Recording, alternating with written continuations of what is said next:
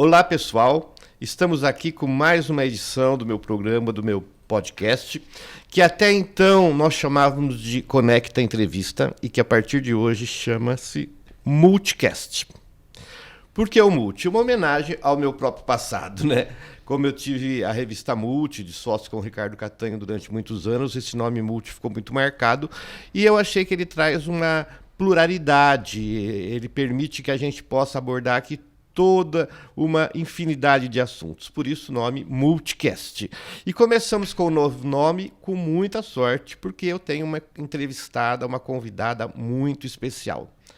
Vamos falar hoje com a doutora Gaia Gabriela Lilly, geriatra renomada em Catanduva, e que vai contar para a gente um pouco sobre a sua profissão, sobre a sua vida e também dar dicas importantíssimas para todos nós que convivemos com idosos, que temos que cuidar de idosos, que temos um idoso na família. Então, eu acho que vão ser dicas muito, muito interessantes. Olá, doutora Gaia. Olá, bom dia. Bem-vinda. Né? Obrigada. Obrigada. Eu vou começar com um rápido raio-x para as pessoas sintonizarem. A senhora nasceu em Catanduva? Eu nasci em Catanduva, nasci aqui no Hospital São Domingos. Sou dessa terrinha, da nossa terrinha. Nome dos pais? Meu pai é o José Carlos Lilly, ele tem a distribuidora de... a família do meu pai mexe com toldo aqui em Catanduva, então o pessoal conhece por causa disso, dos toldos. E a minha mãe é a Cidinha Lilly, que tem uma loja de roupa também aqui em Catanduva. Então, acho que todo mundo é enraizado aqui em Catanduva. Casada? Casada. Meu esposo é o Leandro. Eu tenho 2 menininhas, a Liz e a Antonella. Lindas, por sinal. A Antonella tá com 9 meses, tá aprendendo tudo. E a Liz já tá mocinha com 9 anos.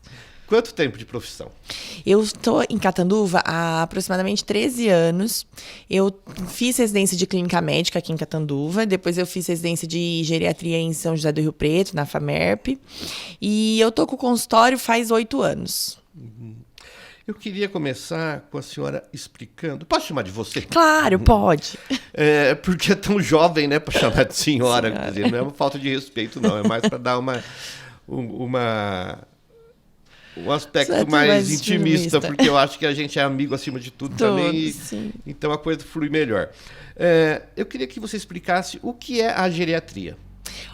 A geriatria veio no momento que a gente precisava cuidar dos nossos idosos. Então, a geriatria traz um cuidado assim generalizado com a saúde do idoso, né? A gente tem duas vertentes na geriatria. Uma, a gente faz um modelo mais preventivo. A partir dos 45 anos, a gente consegue dar atenção para esse adulto que está envelhecendo e tirar algumas dúvidas sobre envelhecimento e programar um envelhecimento saudável. E a partir dos 60 anos, que a gente é considerado idoso mesmo, aí o geriatra começa a cuidar do idoso. Sabe aquela coisa de quando a gente quando a gente tem filhos pequenos, a gente vai no pediatra sempre, assim, regularmente? Exato. Com o idoso também tem que ser assim, a gente tem que ir regularmente para poder acompanhar essa saúde do idoso. Fazer algumas programações, sabe? A gente programar a atividade física, programar como é que tá indo a memória, ir acompanhando. Outras doenças que vão surgindo, a gente também vai acompanhando. E na necessidade de ter um médico, assim, especialista, por exemplo, um cardiologista, um médico do pulmão, aí a gente vai encaminhando, sabe? Entendi. E no caso, para poder entrar na terceira idade com qualidade de vida, a pessoa deve se precaver a partir de quando ela deve começar a procurar um geriatra, escolher o seu geriatra para que possa caminhar com ela nessa terceira idade, né? Olha, qual seria a idade ideal para já procurar o profissional? Eu acho que a partir dos 45 anos a gente pode começar a pensar sobre envelhecimento, né? A gente envelhece desde o momento que a gente nasce. Todo dia é um dia menos, né? Então, assim, a partir dos 45 anos a gente vê um declínio importante. A mulher, principalmente com a questão da menopausa, né? E então a gente precisa pensar sobre envelhecimento, conversar, se programar, pensar como vai ser a sua aposentadoria. Eu acho que a partir dos 45 anos, ter um geriatra para te acompanhar é uma poupança, eu falo assim, sabe? Que a gente vai guardando para que a hora que chegue naquele momento que você precisa usar, você tenha toda a sua experiência com o seu médico, toda a sua... porque médico também é muito como a gente vai falar? De momento? Não de momento, assim, de afinidade. Afinidade. Com Achei certeza, a palavra, de certeza. afinidade. Então, Confiança. Confiança, afinidade, confiança. Então, você tem que ter alguém que te acompanha e que te conhece. Por isso que a partir dos 45 anos, eu acho válido a gente ter uma consulta. Aí, a partir dos 45 anos, já não é uma questão assim, não, eu vou todo mês, eu vou cada 4 meses. Não, é uma consulta, você conhecer o médico, você começar a falar sobre envelhecimento, se programar. Eu acho que é interessante a partir dos 45 anos. Muito legal, porque também garante que você entre nessa fase da vida já preparado e também com algumas ações tomadas anteriormente, que vai fazer com que você não sinta tanto alguns problemas da velhice, né? Velhice, exatamente. A gente consegue se programar para isso. E pensar, porque a gente não pensa, né, Jaime? A gente vai fazendo as coisas no atropelo da vida, a gente vai fazendo, sem se programar, sem pensar. Então, eu acho que ter uma conversa sobre o envelhecimento antes de ser idoso é muito, muito produtivo. Com certeza. Eu queria falar sobre uma doença que eu chamo de doença covarde, que é o Alzheimer. Por que covarde? Porque a pessoa não tem a noção de que ele tem essa doença, né? Eu acho que é uma coisa assim, que a gente perde um pouco a dignidade. É uma doença muito triste. Qual a sua orientação para quem tem um idoso com Alzheimer na família? Como proceder no tratamento com esse idoso? Assim, o Alzheimer, eu costumo falar que a paciente vai se distanciando em vida, né? Vai se despedindo em vida. Porque o paciente vai deixando de ser ele, né? Ele vai deixando de se conhecer, de conhecer as pessoas ao seu redor. Isso que é triste. Né? Isso é muito triste, né? Só que a gente sabe quem é aquela pessoa. Ele não sabe mais, mas a gente sabe. Então, a gente pensar em como era aquela pessoa e cuidar dela de como ela era antes, não agora. Né? É interessante que às vezes a pessoa fala, mas nossa, parece que ele está fazendo de propósito. Meu Deus, ele sabe o que ele está fazendo. Não, o paciente não sabe. Né? Ele tem alguns insights de memória, assim, no período de um dia. Às vezes o paciente está muito esquecido pela manhã, depois no meio do almoço já consegue se lembrar de alguma coisa e depois volta a ficar esquecido de novo. E aí a família confunde muito achando que ele está fazendo manha, que está fazendo de pirraça. E não é bem assim. A gente precisa entender a doença. Então, eu acho que quem tem um paciente com Alzheimer em casa precisa de conhecimento. Né? Não é o que a vizinha fala, o que o outro fala. Claro que as experiências que a gente vive na sociedade vai trazer algum benefício para a gente, mas precisa de um profissional te ajudando nesse sentido, para poder te acalmar e te falar assim, olha, isso aqui realmente é um sintoma comum, isso acontece com outras pessoas, isso não está acontecendo só na sua casa, porque acho que a maior dificuldade em quem tem um paciente com Alzheimer é de não saber como lidar com as situações. Exatamente. Né? Então, assim, você precisa ter um profissional para poder te orientar nesse sentido, né? De que medida que eu vou tomar? Nossa, agora ele não quer tomar banho. Como que eu vou fazer para dar banho? Então, assim, a gente vai acalmando os acompanhantes em saber que talvez hoje não precise do banho, talvez hoje a gente só lave as partes íntimas e o banho inteiro vai ficar para amanhã, sabe? Ou então a gente vai conversar e vai levando esse paciente até que a gente consiga convencer ele a tomar o banho. Comida também, às vezes você vai falar para o paciente, olha, dona Maria, vamos almoçar? Não, já almocei. Como assim, vou almoçar de novo? E ele não comeu nada até agora. Então, assim, você tem que ir conversando. O que eu oriento muitos pacientes é tirar o foco daquele problema do momento. Por exemplo, do não querer tomar banho, do não querer se vestir, do querer, essa casa não é minha, vamos para outra casa. Conversa com o paciente, puxa outro assunto de lá de trás, de quando ele era mais jovem, ou puxa um assunto que aconteceu aqui na casa, para que tirar aquele foco. Em cima daquilo, não ficar né? teimando. Porque quanto mais a gente teima, mais nervoso o paciente fica e mais vai ficar descontrolada aquela situação. E aí fica o acompanhante nervoso e o paciente também. E aí gera todo um estresse, né? Então, é sempre a gente tentar não bater de frente. Por exemplo, isso aqui é uma água azul. Não, mãe, isso aqui é transparente. Você não tá vendo que é transparente? Na cabeça dela, ela não tá vendo que é transparente. Para ela é azul. Então, se você teimar que é transparente, ela vai ficar extremamente nervosa, irritada, agressiva. Então, o interessante é a gente falar, não, é azul mesmo. E se, de repente, morre o assunto, começa outra atividade, sabe? A gente aprender a lidar. Eu acho que conhecimento nunca é demais, né, Jaime? Então, é a gente estudar sobre isso, ler sobre o Alzheimer, procurar ajuda, porque não é o fim do mundo, apesar de ser uma doença triste, dolorosa para a família, mas tem muita gente vivendo isso.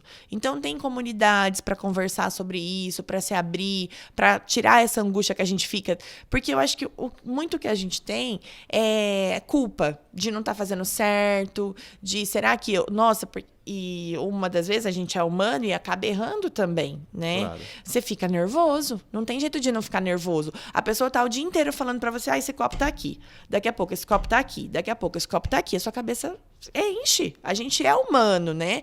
E isso, às vezes a pessoa se culpa, nossa, eu gritei com meu pai, nossa, eu fui mal educado com meu pai, mas tem hora que a gente é humano, então por isso que tem que ter uma ajuda pra você não se sentir tão culpado, sabe? Exatamente. De ter conhecimento e ter uma orientação profissional. Acho que isso é importantíssimo.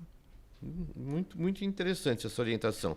De buscar realmente o conhecimento, né? E aprender a conviver com isso. A conviver com isso. Que eu falo, quando a gente tem um problema, a gente tem que aprender a lidar com ele. Não adianta a gente fugir dele. Então, tem que enfrentar e lidar. Eu acho que a melhor maneira da gente lidar é tendo conhecimento. Um outro aspecto que eu acho interessante é a questão da atividade física. A gente sabe da importância da atividade física na terceira idade. Mas como proceder quando a pessoa não tem esse hábito ou quando ela não quer, o idoso não quer realmente fazer nada ou ele não pode fazer nada físico? O que pode suprir essa falta da atividade? Como contornar esse problema? Assim, quando o paciente não quer, primeiro a gente precisa entender o porquê que ele não quer. Porque às vezes tem vários tabus em relação a isso. Eu já fiz muito na minha vida toda, já não quero mais fazer. Ou então, tá bom, eu tô desanimado. Tem muitas coisas que geram em torno desse não querer. Talvez uma depressão, talvez dor, talvez um desânimo, ou às vezes querer chamar atenção mesmo. Eu tenho bastante idosos que às vezes querem chamar atenção porque ficam muito sozinhos, então quer chamar atenção de que, não vou fazer nada, sabe, birra, assim, não vou fazer nada, quero ficar aqui quieto, nem não me enche o saco, sabe? Então, o primeiro adaptação é a gente entender o porquê que ele não quer ir. Aí, depois que você entender o porquê, é algo plausível, que dá pra gente conversar, tudo bem. Não conseguiu convencer? Leve ele, faça você junto com ele. Vai lá, pai, vamos fazer uma caminhada hoje? Cheguei aqui, põe um tênis, vamos fazer uma caminhada. Vai conversando, vai interagindo com ele para que ele sinta um momento de prazer na atividade física e não só uma obrigação, sabe? Muitas vezes a gente pode arrumar algum esporte pro idoso que não seja uma obrigação daquela atividade física, que fica mais leve, sabe? E também, eu tenho alguns pacientes que não podem realmente, ou tem uma restrição por conta de articulação, que tem uma artrose, tem alguma cirurgia que não pode fazer, mas existem exercícios isométricos. Isso, né? Que eu acho interessante. Que a gente pode fazer em casa, com orientação de um profissional de educação física, ou mesmo um fisioterapeuta, que vai trabalhar a musculatura sem fazer um esforço maior, né? E poupando algumas articulações. Então, ficar sem fazer nada é impossível na terceira idade. Porque eu brinco que tudo que fica parado enferruja, não é? Exato. Então, a gente precisa se movimentar. Ou sendo uma atividade de lazer, ou sendo um exercício isométrico, ou sendo uma fisioterapia, ou mesmo um esporte, né? Eu tenho vários pacientes que jogam vôlei, que jogam futebol. Então, assim, inúmeras possibilidades. O que é importante é a gente ter massa muscular.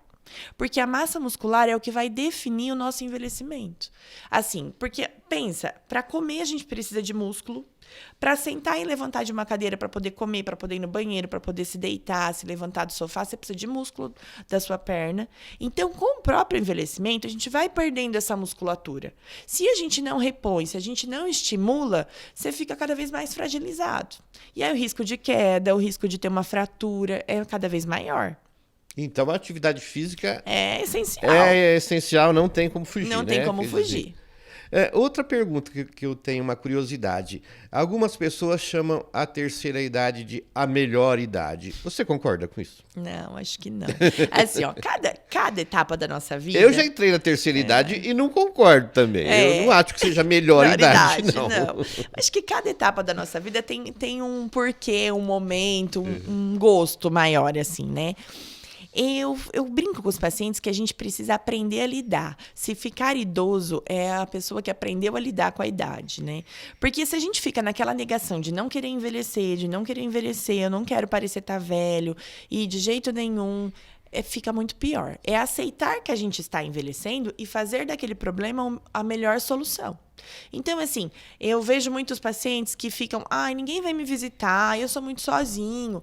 Mas não cria um ambiente gostoso para a pessoa vir te visitar, né? Porque fica colocando o problema no outro, não resolve o problema dele, entendeu? Tipo, ninguém vem me visitar, eu vou fazer um almoço e vou chamar as pessoas para vir me visitar, não vou ficar me fazendo de vítima, entende? A terceira idade é uma coisa que a gente não pode se colocar como vítima da situação. É uma etapa da vida que a gente vai precisar passar e que seja da melhor maneira possível. Então eu falo que a gente precisava ter uma escola pra gente ser velho, sabia? Pra gente ensinar a ser velho, porque é um aprendizado diário. É um aprendizado muito grande. Muito grande. E o importante é a gente não se comparar, porque o que eu vejo muito, as pessoas se comparar lá atrás. Porque eu vejo várias senhoras no consultório assim, mas eu quero continuar fazendo meu serviço de casa, eu quero continuar lavando, passando, cozinhando, do mesmo jeito que fazia quando eu tinha 40 anos. Não vai ser mais possível isso agora, né? É essa aceitação que a gente precisa ter. A gente consegue fazer agora, mas num ritmo diferente do que fazia quando eu tinha 40. E tem muito também a questão do preconceito, né? Quer dizer, de repente, as pessoas é que acabam te marcando como idoso, né? Sim, exatamente. E você não se sente Não idoso, se sente. Mas as novas gerações já começam a ver o idoso como uma pessoa ultrapassada. Sim. E ela não é ultrapassada, ela é produtiva. Sim, né? Sim. Mas é isso que essa condição tá na gente. Da gente não se colocar nessa situação, sabe? De você não se colocar... Eu falo que é como se fosse uma taxação, assim, né? Agora eu sou idoso, não posso fazer mais tal coisa. Não necessariamente. Eu tenho pacientes de 90 anos que viajam, que dirigem, sabe? Que estão, assim, aproveitando muito. Eu sempre comento que o Roberto Marinho criou a TV Globo com 65 anos de idade. Então, gente, você imagina? Ele construiu um império que começou quando ele tinha 65 anos de idade. Sim. A gente não está aqui à toa, né? Tem sempre um motivo. Com certeza. E todos os dias nós podemos ser produtivos. Que é isso, você vê, isso é importante, de você ter um feito na sua vida. Né? Eu acordo todos os dias, eu preciso ter alguma coisa que vai me motivar. Eu posso criar alguma coisa, não é porque eu tenho 65 anos que eu não tenho mais energia para criar alguma coisa. Né? Todos os dias eu posso pensar em alguma coisa diferente e mudar a vida de outra pessoa. Não é à toa que eu tô vivo, não é assim? E isso é interessante, até que tem a ver muito com a minha situação também. Eu já estou na terceira idade, né? Sim. E aí eu lancei esse multicast. E eu fiquei assim muito feliz da quantidade de pessoas que me mandaram os cumprimentos dizendo da minha força de saber sempre me reinventar. Reinventar. Né? Sim. E isso foi estimulante para mim. Entendeu? Quer dizer, eu sou um idoso que eu não aceito a condição de ficar parado, de achar que minha vida já passou. Né? Sim. E estou me lançando em novos projetos sempre. É exatamente isso. Talvez seja porque eu tenho uma geriatra ótima. É, por isso, chamada né? Doutora Gaia. Por isso que nós estamos conversando sempre sobre envelhecimento. Exato. Uma questão delicada que eu queria falar é sobre os asilos, as casas de repouso. A gente vê na mídia, na televisão, nos filmes, sempre o vilão coloca o idoso no asilo. Isso faz com que a gente crie um certo medo.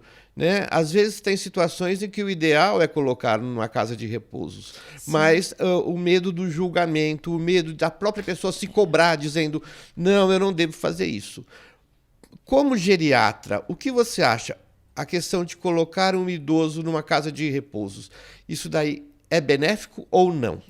Eu acho que é assim, a gente precisa desmistificar isso, porque antigamente o asilo realmente era um lugar de depósito de idosos, né? A gente não tinha essa visão que vem vindo com a nova geração de ser um lugar prazeroso. Antigamente era um depósito, ficava lá os idosos realmente que não tinham família. Exato. Porque as famílias antigamente eram numerosas, tinham 10 filhos, 8 filhos, eles conseguiam acolher o idoso dentro de casa e ir cuidando desse idoso. Tinha filhos que não casavam, ficavam em casa, casa, né? E conseguiam acolher.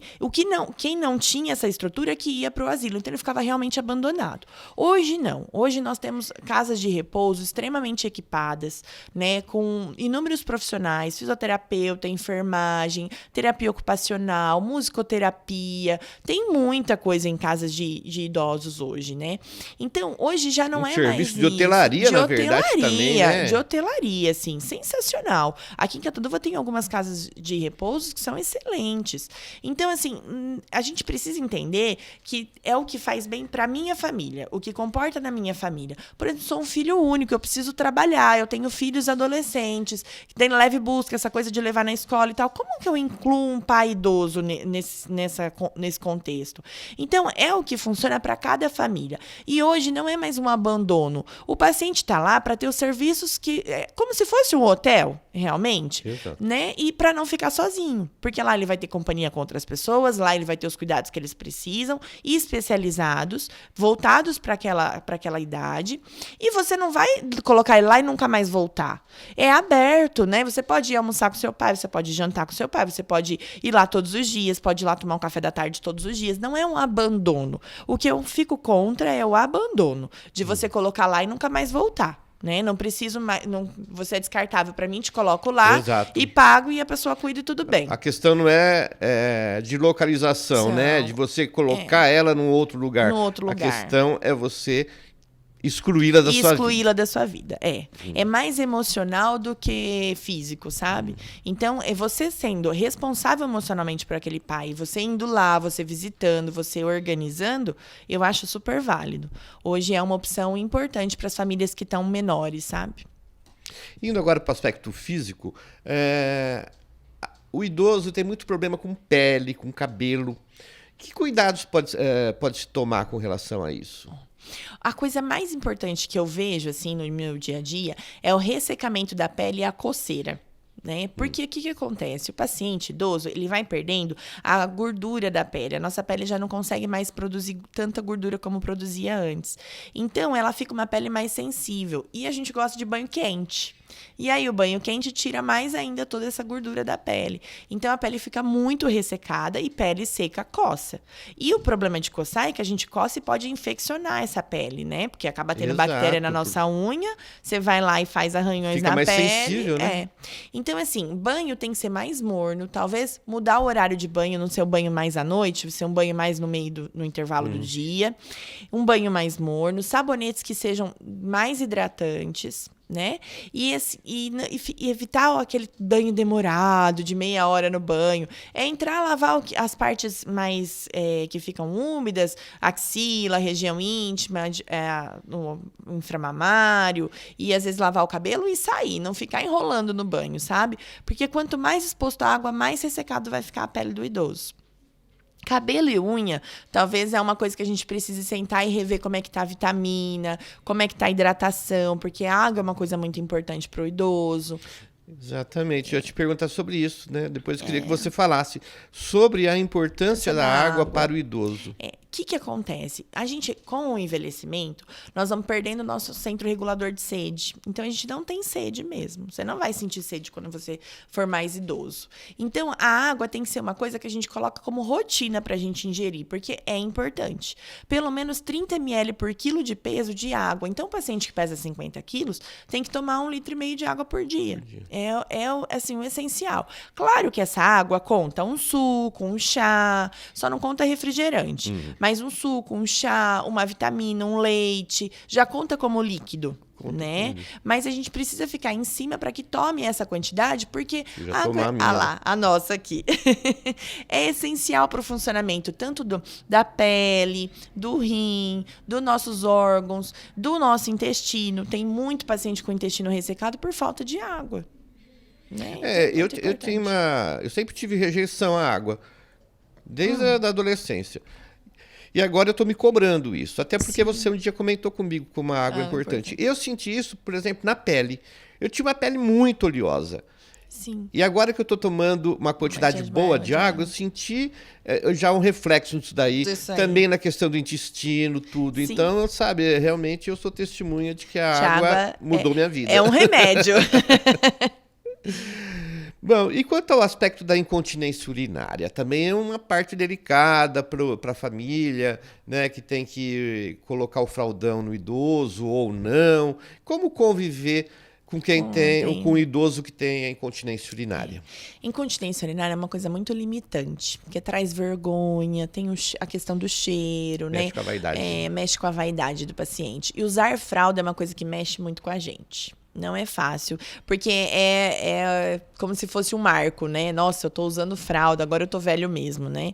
Mas a incontinência urinária é uma coisa que tem muitos tratamentos hoje. A gente tem uma tecnologia de laser, de cirurgias, de tratamentos com medicamento. Então, a gente precisa sentar e conversar com o seu médico, porque existem vários tipos de incontinência urinária. Então, para cada uma tem um tratamento. Então, acho que é importante sentar com o médico e discutir o tratamento dessa patologia, sabe? E assim, o paciente que tem incontinência urinária, ele precisa se organizar para ir no banheiro várias vezes ao dia. A gente não pode deixar para ir no banheiro só quando tem vontade de ir no banheiro, sabe? Porque senão aí a bexiga derrama mesmo. Então, cada 1 hora, 1 hora e meia, ir no banheiro, sentar lá e tentar fazer um pouquinho de xixi. Isso já ajuda muito. Ajuda a diminuir, né, a questão da incontinência urinária. Mas é uma coisa muito de cada caso, sabe? A gente precisa discutir e ver o tratamento específico. E o importante é que tem tratamento. Em muitos casos tem tratamento. Então, é importante que a gente sente e converse com o médico. Tem uma coisa que acontece muito quando a gente sente qualquer dor, fala, estou ficando velho. Né? Você agacha, levanta, estou ficando velho. Eu falei isso hoje. Eu agachei e falei, ai, meu joelho tá doendo, tô ficando velho. A gente fala isso direto. Direto. E aí eu te pergunto, ser idoso é sentir dor? Ai, é totalmente difícil não ter dor na terceira idade. A dor é uma coisa que acompanha a terceira idade. Tem que aprender a conviver com a dor. Não aprender a conviver. Tem várias coisas que melhoram a dor, sabe? Porque o nosso corpo ele vai envelhecendo e você vai tendo a presença de artrose, de algumas deficiências na coluna pelo uso que a gente teve ao longo da vida. Tem algumas outras doenças que também traz dor, diabetes principalmente, acaba dando uma sensação de sensibilidade nas mãos, nos pés, e aquela sensação de formigamento. Então, tem muitas patologias que trazem a dor. Mas tem várias maneiras da gente aliviar isso. A gente não pode achar que dor é comum, né? Que, eu tô com dor é porque eu tô velho mesmo, é assim mesmo. Não. Tem várias maneiras da gente tratar a dor. Nossa, hoje tem inúmeros tratamentos, acupuntura, fisioterapia, a própria musculação e atividade física que melhora a massa muscular, melhora a nossa estabilidade corporal, melhora a dor, né? Às vezes a gente faz um acompanhamento para massa muscular de coxa, melhora a dor em joelho. Tem algumas medicações que melhoram essas dores relacionadas ao diabetes. Então, a dor é comum na terceira idade? Mas não é uma coisa que não deve ser tratada. Eu acho que toda dor tem um fundo que a gente pode buscar e melhorar isso. Melhorar a qualidade de vida. A qualidade de vida. O que a gente mais pensa em geriatria é melhorar a qualidade de vida. Quanto mais a gente tiver independente e conseguindo julgar a nossa vida sozinho, é o que o geriatra fica feliz é ver o paciente desse jeito. É comum também a gente falar, fulano tá velho, tá caduco, né? E aí me leva para perguntar sobre a demência. Quais são os primeiros sintomas para a gente detectar que o idoso da nossa família está com sinais de demência? A repetição é um dos sintomas que a gente vê muito. Repetição da frase? Repetição da frase, de ficar te contando a mesma história várias vezes no mesmo dia, sabe? Ele te conta a história agora, daqui a pouco você volta lá e te conta de novo. Ele acha que não te contou. Então, isso é uma coisa que chama atenção pra gente ver. Uma das coisas que o paciente mais fica é desorganizado no tempo e no espaço. Aquele paciente que não lembra que mês que a gente tá, que ano que a gente tá, e aí dá a desculpa de que não tem folhinha em casa. Isso já é uma coisa que a gente precisa chamar atenção. O filho, às vezes, muitas das vezes, a gente não percebe porque não convive com o paciente. Às vezes o filho fala assim, nossa, mas o mês passado ele estava normal, é impossível que ele tá tão esquecido assim. Mas a gente consegue perceber o esquecimento quando a gente está convivendo com o paciente. Por exemplo, o esquecimento comum da doença de Alzheimer, o paciente ele desaprende as coisas que ele tinha, né, na vida dele. Então, por exemplo, o paciente vai cozinhar, ele não sabe qual é a sequência do arroz. Se eu frito primeiro a cebola, depois eu ponho a água, eu ponho o arroz, o que eu faço aqui? Ele se atrapalha na cozinha. Aquele paciente que antes era super organizado e, de repente, a hora que vai fazer almoço, você vê lá que tá cheio de louça na pia, não consegue se sair do lugar, assim, sabe? Às vezes as coisas mudando de lugar. Acho que alguém me roubou. nossa, eu não acho tal coisa, alguém me roubou. Mas por quê? Eles esquecem aonde coloca os objetos. Por exemplo, uma faca como os idosos falaram que a faxineira, E a a empregada empregada roubou, roubou, né? Coitadas, é. elas levam a culpa sempre. A culpa sempre. Porque eles, em vez de colocar na gaveta de talher, coloca no guarda-roupa. Aí não vai achar nunca mesmo, porque não é um lugar que você vai procurar um talher. Então, realmente, são pequenos gestos que a gente precisa ficar de olho quando vai visitar os pais. Tem algum exercício mental que o idoso possa fazer para agilizar a memória? A memória. Ó, O que ajuda muito é aprender coisas novas. Estar ativo, que é isso que você falou de se reinventar. Sempre aprender uma coisa nova é uma coisa que a gente chama de neuroplasticidade. O nosso neurônio, ele tem uma capacidade de se desenvolver. Então, quando a gente faz coisas novas, aprende situações novas, a gente faz um curso, faz um crochê novo, é como se a gente deixasse esse neurônio musculoso. Ele fica mais forte. E ele consegue fazer o trabalho dos neurônios que já foram embora. Por conta do envelhecimento, sabe? Então, a neuroplasticidade é o que mais a gente consegue fazer para melhorar a memória. Então, estimular a sua memória. Palavra cruzada, leitura, pintura. Mas é sempre uma coisa nova que você nunca fez. Sabe? Que você vai ter que quebrar a cabeça para fazer. É isso. A gente tem que ter atividades novas. E como que a família pode conviver com a questão da teimosia de alguns idosos? E a teimosia é difícil, realmente. Que são gerações diferentes, né? O seu pai idoso, ele teve outra educação, outra geração. Nós estamos num mundo muito moderno, que para eles é difícil encaixar, né? É assim, você tem que realmente ter muito isso na cabeça de se reinventar e de querer ser melhor. Né? Porque isso é de cada pessoa. Tem pessoas que querem ser melhor e pessoas que estacionam ali e dali não vão sair mais. Exato. Então, assim, é sempre procurar o porquê de trás daquela teimosia. Se é para chamar atenção, se é para querer que você esteja mais próximo, se é realmente porque eu só quero ganhar e eu não vou perder nunca, e já é uma coisa da própria pessoa mesmo, assim, do caráter dela, que ela não vai querer perder nunca, então não adianta. Questão de gênero mesmo. E também aquela questão de eu sou o pai, quem manda aqui sou eu. Então, muitas vezes a gente tem que ser pai dos nossos pais. Eles não têm mais autonomia, eles não conseguem mais gerir a vida, mas não aceitam isso. Então, com muito amor, assim, lembrar muito de quem foi aquela pessoa na sua vida para você ir lidando com a teimosia. Porque tem que ter, muitas das vezes a gente tem que perder para depois ganhar, sabe? E eu li um artigo seu sobre a questão da infantilização do idoso. Ou seja, a gente vê às vezes as pessoas dizerem para o idoso: agora come a papinha. Olha, toma o leitinho, vamos para a caminha, como se fosse uma criança. Isso daí é prejudicial. Isso é prejudicial, né? Isso, na verdade, é uma coisa que você acaba tirando a condição daquela pessoa como humana, assim, né? Ele é um adulto, não é uma criança. Não é porque é engraçadinho, porque é bonitinho, que a gente vai colocar os diminutivos, sabe? Eu acho que isso é uma coisa que prejudica muito a questão emocional para o paciente, sabe? Ele se sente diminuído, ele se sente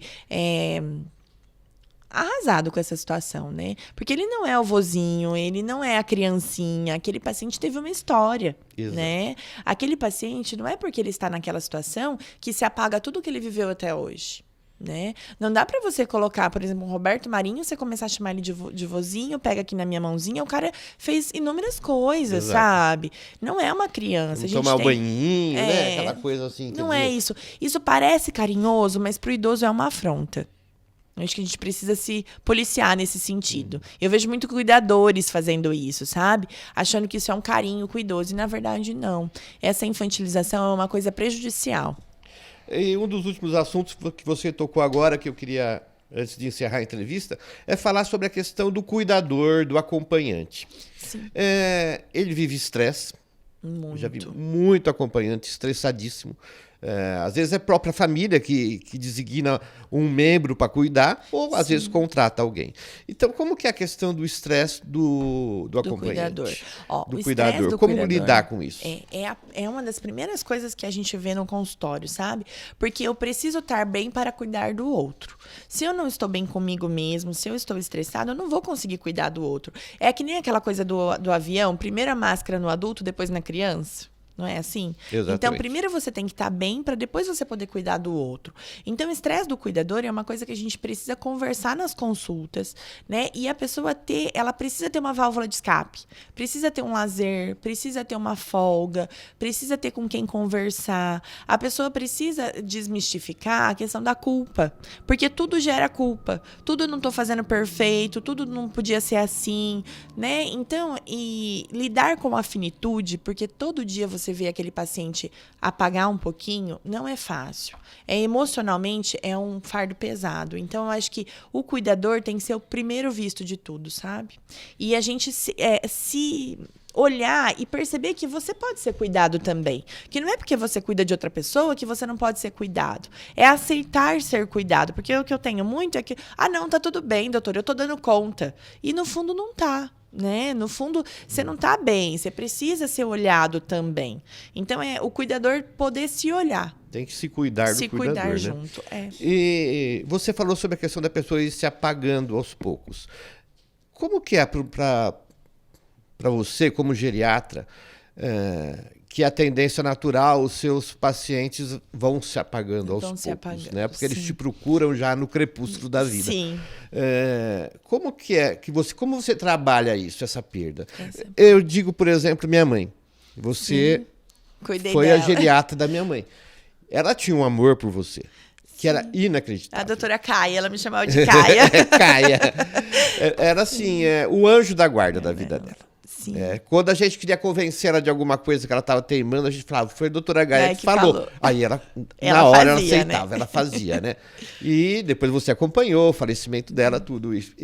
Então, como que é essa questão de você ver alguns pacientes seus partindo, apagando, deixando de... Olha, no começo foi muito difícil, né? Me arrepio até de falar, assim, porque a gente cria um contato muito grande com a família, né? Tem pacientes que eu acompanho já há 8 anos, uns até antes da residência, há 10 anos. Então, você cria um vínculo com a família, né? Então, no começo foi muito difícil. Eu precisei de bastante terapia para conseguir entender como que era tudo isso. Hoje, eu consigo entender que, assim, o tempo que eu fiquei na vida desse paciente foi um tempo que eu fiz diferença na vida dele. Então, isso me traz uma gratidão muito grande de ter conseguido ajudar esse período a ter sido mais fácil. Então, assim, porque a certeza que a gente vai morrer... Que é o período de maior solidão, né? De maior solidão. Então, às vezes, a gente... Nossa, tem muitas coisas que a gente consegue fazer nesse período de estimular a pessoa, sabe?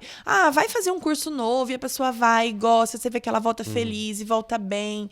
Então, assim, é isso que me faz diferença hoje. De ver o tanto que eu consigo mudar a vida das pessoas. Mesmo que for por um período de 1 ano, de 6 meses, às vezes de 1 mês. Mas eu vejo a diferença que eu consigo fazer na vida dela, sabe? E isso me acolhe um pouco mais, assim, de saber que eu fiz diferença, mesmo estando no final da vida. Qual foi o momento mais emocionante que você já viveu profissionalmente, que fez você parar e refletir que tudo vale a pena? Que tudo vale a pena. Eu acho que uma das coisas mais emocionantes que eu tive hoje foi convencer um filho a voltar a conversar com o pai e pedir perdão nesse momento. Faz uns casos de psicóloga também? Nossa, então? Também. Terapia? acho que geriatria tem um pouco de psicologia junto. Conseguiu? Conseguiu perdoar o pai e desse jeito o pai foi embora. Que lindo. Né? Então, acho que esse foi um dos momentos mais importantes que eu vivi, assim, que me trouxe nossa, realmente eu tô aqui... Eu precisava estar nesse momento, sabe? Assim, um paciente que eu acompanhava há muito tempo e não tinha conversa com o filho, não conseguiam se falar, assim, eles não se entendiam. E aí eu conversei com o filho e ele falou, eu vou dar uma chance pro meu pai. E conversou e aí desse jeito ele conseguiu partir. Que bonito. Então, assim, acho que esse foi um dos marcos maiores da minha carreira até agora. Mas são vários momentos, né? Eu tenho momentos, assim, ver o paciente que vem na cadeira de roda, a gente ajusta as medicações, a gente conversa, o paciente volta andando. Não, é uma sensação maravilhosa para o médico, sabe? Então, todos os dias eu tenho momentos maravilhosos. Assim, mexer com idoso é uma profissão muito gratificante, assim, todos os dias. E a gente vê o brilho do seu olhar quando você fala, né? De quem ama a profissão mesmo. Eu gosto. Agora, para encerrar, nós vamos para o Multicast VaptVupt, que são umas perguntinhas rápidas. Uma mania. Uma mania? Ai, meu Deus, mania? Que mania que eu tenho? Eu acho que eu não consigo acordar. Hoje a minha mania maior é de acordar e não passar filtro solar. Eu preciso acordar, a primeira coisa que eu faço é escovar dente e passar filtro solar. Que mania ótima. E um defeito? E um defeito, eu sou muito sistemática com as coisas, quero as coisas muito organizadas. Uma virtude? Uma virtude, eu acho que eu sou muito pacienciosa. Eu tenho bastante tranquilidade para conversar. De qual conquista você mais se orgulha? Da minha profissão. Acho que da minha especialidade foi a minha conquista maior. Quem é o exemplo de vida? Maria, mãe de Jesus, com toda a gratidão que ela teve pela vida. Qual foi a última coisa que você pesquisou no Google? Festas de aniversário de 1 ano. Já vai fazer 1 ano? Já vai fazer 1 ano, ela tá Nossa, com 9 como meses. passa rápido. Antonella, né? Antonella. Um sonho. Um sonho, meu maior sonho, eu queria muito ter uma casa de idoso, mas que não fosse um asilo, que fosse uma casa, assim, que cada um tivesse a sua casinha, sabe? Assim, uma vila, como se fosse uma vila. Igual a prefeitura, acho que a prefeitura criou um lugar desse, recentemente. Exatamente. Eu gostaria de ter um lugar desse. Quem mais te inspirou na vida? Meu pai.